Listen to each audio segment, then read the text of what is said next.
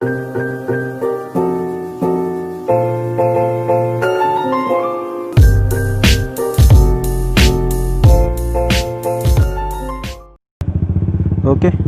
kita lanjut lagi. Tadi terkendala sama kameranya guys, kehabisan memori.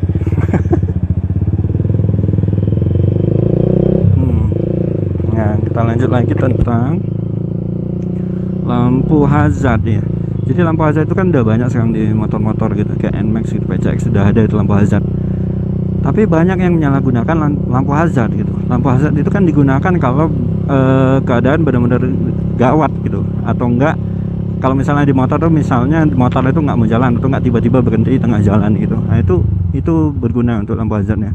Tapi kebanyakan orang gini ya, kebanyakan orang, bukan orang juga sih kita sebutnya, oknum ya, oknum. Kebanyakan oknum menggunakan lampu hazard itu sebagai lampu untuk touring, lampu untuk touring, atau enggak bagi yang punya mobil juga mungkin pernah ngelihat mobil ataupun motor yang misalnya di perempatan lampu merah nih gitu, terus dia mau lurus ke depan gitu. Nah itu lampu hazardnya dihidupkan. Itu salah, ini itu bukan penggunaan dari lampu hazard sebenarnya begitu. Lampu hazard itu bukan digunakan untuk seperti itu gitu. Nah itu lampu hazard gitu. Memang aneh memang gitu. Banyak menyalahgunakan. Aku pengen aja gitu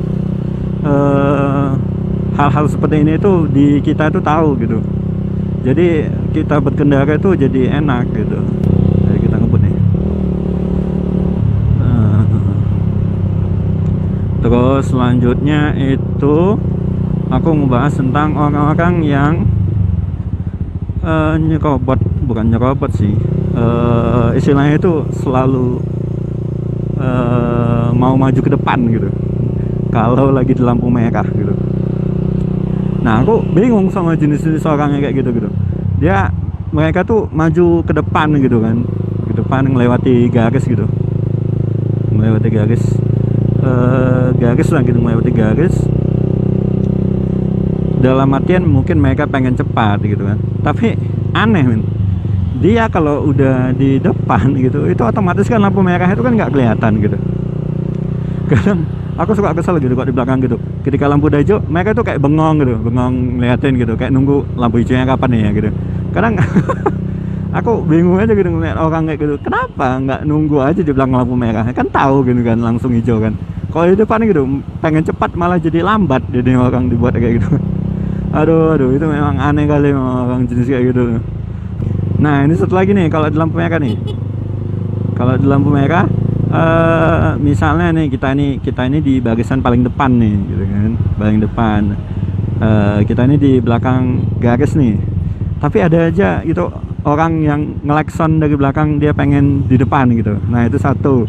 Terus yang kedua, pas lampu hijau gitu, itu baru aja hijau gitu, itu bukan baru aja hijau sih, bahkan masih kuning gitu, masih kuning mau ke hijau, itu udah diklakson dari belakang gitu, udah tit gitu. Ngapain gitu kan, aku suka kesel aja sama orang yang kayak gitu. Ini baru hijau men. Belum hijau malah, ya sabar gitu. Kadang suka aku tengokin gitu kan orang yang kayak gitu dari klakson, apalagi klaksonnya panjang gitu, kecuali kalau misalnya dia cuman tit sekali aja gitu kan. Nah itu masih nggak apa-apa lah, masih wajar lah. Mungkin dia ngasih tahu kan kalau misalnya ada orang yang bengong, atau kayak yang aku bilang tadi itu orang bengong di depan garis itu. Nah itu untuk nyadarkan dia kalau udah hijau gitu kan. Tapi ini ada juga yang klaksonnya panjang gitu, kayak tit gitu. Aduh itu mengganggu kali, itu benar-benar mengganggu gitu. Itu kelakuan kebiasaan di sini gitu, kayak gitu. Kebiasaan yang mesti diubah gitu. Nah selanjutnya nih aku mau ngomong kelakuan warga plus 62 yang selanjutnya, yaitu fenomena spion dilipat ya. Fenomena spion dilipat. Kalau misalnya kalian pernah ngelihat spion model NMAX yang bisa dilipat, atau enggak gampangnya motorsport aja deh, motorsport kayak di CB 15 CBR 150 atau enggak motorsport lah yang fairing gitu, itu kan spionnya kata-kata bisa dilipat gitu kan, bisa ditekuk gitu, jadi ngikutin motornya gitu, jadi bisa ditekuk gini gitu.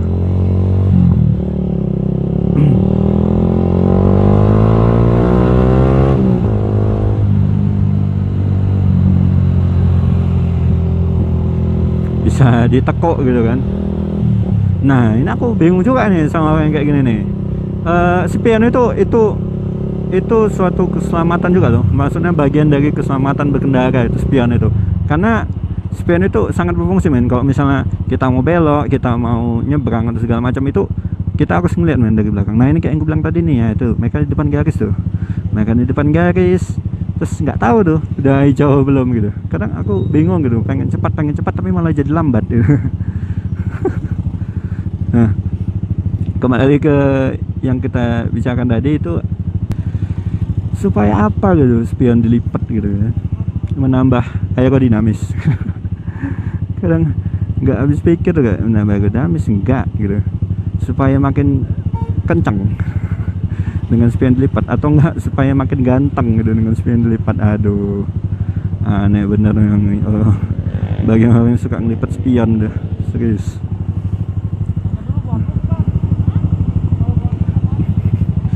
Bener suka bingung aku sama orang-orang yang suka ngelipat spion itu. Mungkin mereka mikirnya kalau spion itu terlalu lebar gitu ya. Ya kalau misalnya dalam kondisi filtering gitu, atau enggak kita nyelip gitu di mobil-mobil ya, mungkin dimaklumi gitu ya, kita ngelipat spion gitu, dalam artian kita pengen buku-buku gitu, pengen cepet gitu untuk nyalip gitu kan, itu wajar. Tapi ini terus-terusan gitu, bahkan dari berangkat dari rumah gitu, itu udah dilipat spionnya gitu sampai pulang gitu, sampai pulang gitu. Nah, aku kesel nih sama kalau ada orang merokok di jalan ya. Nanti kita ngomongin lagi nih. Suka kesel gitu sama ya emang nggak ngerugiin orang sih kalau yang spion dilipat itu, paling itu bisa ngerugiin diri dia sendiri sebenarnya gitu kan. Mungkin kalau misalnya yang nggak suka gitu dengan spion yang terlalu besar gitu, bisa diganti gitu. Kayak misalnya aku kan nggak suka nih spion bawaan dari Sonic gitu kan, agak besar gitu kayak apa gitu kan, aku ganti dengan model yang kayak gini aja, yang lebih kecil gitu. Bahkan ada juga yang spion yang di bar end, ada spion bar end itu biasanya dipakai di Matic itu biasanya sekarang. Nah itu bisa juga jadi alternatif dengan tidak menghilangkan dari fungsi spion tersebut gitu. Itu kalau spion. Nah berhubung tadi ada orang yang merokok di sebelahku, nah ini kita bicarakan lagi nih kelakuan warga plus 62 yang selanjutnya ini, merokok sambil bawa motor atau enggak sambil bawa mobil.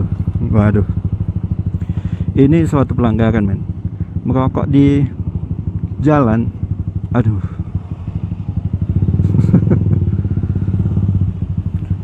Merokok di jalan itu sambil berkendara itu berbahaya men, apalagi di belakangnya tuh ada orang yang kita bilang tuh yang nggak pakai helm gitu bilang ya.